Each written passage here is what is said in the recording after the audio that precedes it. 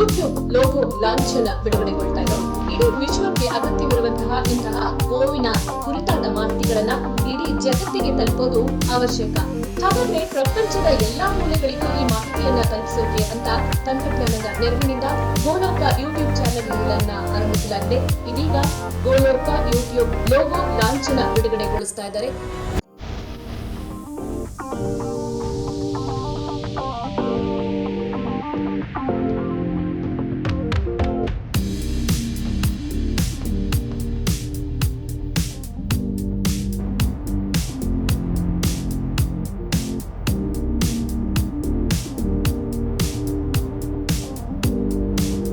ಗೋವಿನ ಯಾವ ರೀತಿಯಾಗಿ ಅಂದ್ರೆ ಬಹುತೇಕರಿಗೆ ಗೋವು ಹಾಲೊಂದೇ ಕೊಡೋದು ಅಂತಿದೆ. ಹಾಲೊಂದೇ ಆರ್ಥಿಕ ಮೂಲ ಅಂತಿದೆ.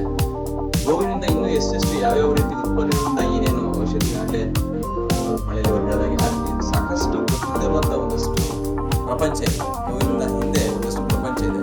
ಆ ಪ್ರಪಂಚವನ್ನ ನಾವು ತೋರಿಸುವ ಒಂದು ಪ್ರಯತ್ನ ನಾವೊಂದು 3 ಜನ ತಂಡದಿಂದ ಸಣ್ಣದಾಗಿ ಪ್ರಾರಂಭ ಮಾಡಿದ್ವಿ ಸುಮಾರು ವರ್ಷಗಳಿಗೆ. ಈಗ ಒಂದು ವರ್ಷದಿಂದ ನನ್ನ ಸಮಯದ ಅಭಾವದಿಂದ ಆಗ್ತಿಲ್ಲ. ಕರೆಕ್ಟ್ಗೆ 108 ವಿಡಿಯೋ ಮಾಡಿ ಅದು ನಿಂತಿತ್ತು. 108ಕ್ಕೆ ನಿಲ್ಲಿಸ್ಬೇಕು ಅಂತಲ್ಲ, ಅದು ನಿಂತಿತ್ತು. ಈಗ ನಾನು ಅನ್ಕೊಂಡಿದ್ದು ಹಾಗೆ ಮಾತಾಡ್ತಾ ಇದ್ವಿ, ಇನ್ನ 1008 ನಿಲ್ಲಿಸಲಾಗಲ್ಲ. ಅಂದ್ರೆ ಅದಕ್ಕೆ ನಾನು ಆಗ್ಲೇ ಯಾರಿಗೂ ಹೇಳ್ತಾ ಇದ್ರು, ಬುಕ್ಸನ್ನ ಎಷ್ಟು ಬುಕ್ಸ್ ಮಾಡ್ತೀರಿ, ಎಷ್ಟು ಬುಕ್ಸ್ ಮಾಡ್ತೀರಾ, ಇನ್ನು ಎಷ್ಟು ಮಾಡ್ತೀರಾ. ನಾನು ಆಗ್ಲೇ ಹೇಳಿದೆ, ಇನ್ನೂ 10 ಬುಕ್ ಮಾಡೋಷ್ಟು ಮಾಹಿತಿ ನನ್ನ ಹತ್ರ ಇದೆ, ಓದೋದು ಬೇಕು ಅಂತ ತಿಳ್ಕೊಂಡು. ನಾನು ಯಾಕೆ ಮಾಡ್ತಾ ಇದ್ದೀನಿ ಅಂದ್ರೆ ಗೋವಿನ ವಿಚಾರಗಳನ್ನ ಒಂದು ಕಡೆ ಇರಬೇಕು ಅಂತ, ಎಲ್ಲಾ ವಿಚಾರಗಳು ಯಾರೇ ಬಂದ್ರು ಕೂಡ ಒಂದು ಕಡೆ ಸಿಗ್ಬೇಕು ಅವ್ರಿಗೆ ಅಂತ ಅದನ್ನ ಹೆಕ್ಕಿ ಒಂದ್ ಕಡೆ ಇಡುವಂತ ಕೆಲಸವನ್ನ ಮಾಡ್ತಾ ಇದ್ದೀನಿ.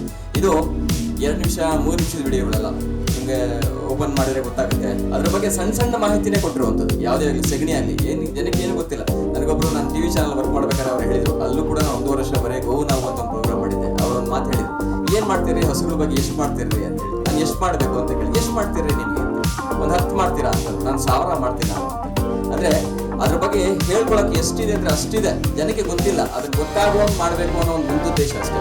ದೇಶದ ತಳಿಗಳು ಉಳಿಬೇಕು, ಅದನ್ನು ಉಳಿಸೋ ಒಂದು ಪ್ರಯತ್ನ. ಇಲ್ಲಿ ಬೇರೆ ಏನು ಉದ್ದೇಶ ಏನೂ ಇಲ್ಲ. ಸಣ್ಣದಾಗಿ ವಿಡಿಯೋಗಳು ಒಂದಷ್ಟು ಮಾಡಬೇಕು. ಜನಕ್ಕೆ ಈಗ ಜಾಸ್ತಿ ಸಮಯ ಇರೋದ್ರಿಂದ ಮೊಬೈಲಲ್ಲಿ ನೋಡುವಂಥದ್ದು ಸಣ್ಣದು ಆ ಥರದ್ದು ಎಲ್ಲದನ್ನೂ ಇದೆ. ಇದರಲ್ಲಿ ಏನೋ ದುಡ್ಡು ಮಾಡಬೇಕು, ಇದು ಯಾವುದೂ ನಮಗಿಲ್ಲ. ಈಗ ಅದೇನು ದುಡ್ಡು ಬಂದು ಮುಂದೆ ಏನು ಬರ್ತಾರೆ ಅದರ ಇಂಟ್ರೆಸ್ಟ್ ಆಗಲೇ ಖರ್ಚು ಮಾಡಿದೆ. ದುಡ್ಡು ಬರಬೇಕು ಅನ್ನೋ ಉದ್ದೇಶ ನಮಗಿನ್ನೂ ದುಡ್ಡು ಬರ್ತಿಲ್ಲ. ವಿಷಯ ಹೇಳ್ತಾರೆ, ಯಾರು ಬುಕ್ಸಲ್ಲಿ ಪ್ರಿಂಟ್ ಮಾಡ್ಬೇಕಾದ್ರೆ ಯಾರು ಹೇಳ್ತಿದ್ರು, ಇದೆಲ್ಲ ಬುಕ್ಸ್ ಪಬ್ಲಿಕೇಶನ್ಸ್ ಯಾರು ದುಡ್ಡು ಮಾಡಿಲ್ಲ. ಪಬ್ಲಿಕೇಶನ್ ಇರುವಂಥದ್ದು ಸುಮ್ಮನೆ ಪ್ರಚಾರ ಮಾಡಲಿಕ್ಕೆ ಒಂದು ಚಟ ಅಷ್ಟೇ ನಮಗೆ. ಈಗ ಯೂಟ್ಯೂಬ್ ಏನೋ ಪ್ರಮೋಷನ್ ಮಾಡ್ತಾದ್ರೆ ಇನ್ನೊಂದೇನೋ ದುಡ್ಡು ಬರುತ್ತೆ ಅವ್ರಿಗೆ, ಖಂಡಿತ ಅಲ್ಲ. ಆ ದುಡ್ಡು ಕೂಡ ನಮ್ಮ ಗೋಶಾಲೆ ಅಂತಲ್ಲ, ಯಾವುದೇ ಒಂದು ಗೋಶಾಲೆ ಕಷ್ಟದಲ್ಲಿದ್ರೆ ಆ ಗೋಶಾಲೆಗೆ ಆ ದುಡ್ಡು ಹೋಗುತ್ತೆ. ನಮ್ಗೆ ಅದು ದುಡ್ಡು ಅವಶ್ಯಕತೆ ಇಲ್ಲ. ಆಲ್ರೆಡಿ ಅದ್ರ ಹೇಳ್ದಂಗೆ ದೇವ್ರೇನೋ ಕೊಡ್ತಾನೆ, ಅದನ್ನು ಮಾಡ್ತೀವಿ. ನಿಮ್ಗೆ ಅದು 2 ನಿಮಿಷಕ್ಕೆ ನಿಮ್ಗೆ ಸಾಕು ಅನ್ನೋಷ್ಟೊಳಗೆ ಅದು ಮುಗ್ದೋಗಿರುತ್ತೆ. ಆ ರೀತಿ ಇರುತ್ತೆ ಸಣ್ಣ ವಿಡಿಯೋಗಳು.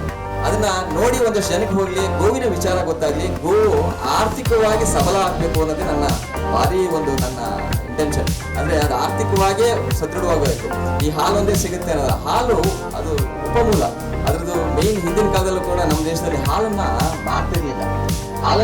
ಅಂದ್ರೆ ಅದು ಅಷ್ಟು ಬೇರೆ ಏನು ಉತ್ಪನ್ನ ಇತ್ತು ಅದೇ ಅದಕ್ಕೆ ಉತ್ಪನ್ನ. ಸಗಣಿ ಇರ್ಬೋದು, ಅಂದ್ರೆ ಗೋಮಯ, ಗೋಮೂತ್ರ, ಅದ್ರದ್ದೆಲ್ಲದನ್ನು ಕೂಡ ನಮ್ಗೆ ಈಗ ಆಲ್ರೆಡಿ ಒಂದು 108 ವಿಡಿಯೋಗಳಲ್ಲಿ ಅದ್ರ ಬಗ್ಗೆ ಸಾಕಷ್ಟು ಮಾಹಿತಿ ಕೊಟ್ಟಿದ್ದೀವಿ. ಇನ್ನೂ ಒಂದಷ್ಟು ಮಾಹಿತಿಗಳು ಮುಂದೆನೂ ಕೂಡ ಬರೋದಿದೆ. ನಿಮ್ಗೆ ಗೊತ್ತಿಲ್ಲದಿದ್ದಾಗ ಆ ವಿಷಯಗಳು ಗೊತ್ತಾಗ್ತವೆ. ನಿಮ್ಗೆ ಬೇರೆಯವ್ರು ಹೇಳಲಿಕ್ಕಾಗುತ್ತೆ. ಯಾರೋ ಒಂದೇನೋ ಕ್ವಶನ್ಸ್ ಕೇಳಿದಾಗ ಅದನ್ನ ಆನ್ಸರ್ ಮಾಡ್ಲಿಕ್ಕೆ ಬೇಕಾಗುತ್ತೆ ಅಂತೇಳಿ ಅಷ್ಟೇ. ದಯವಿಟ್ಟು ಅದನ್ನ ನೋಡಿ.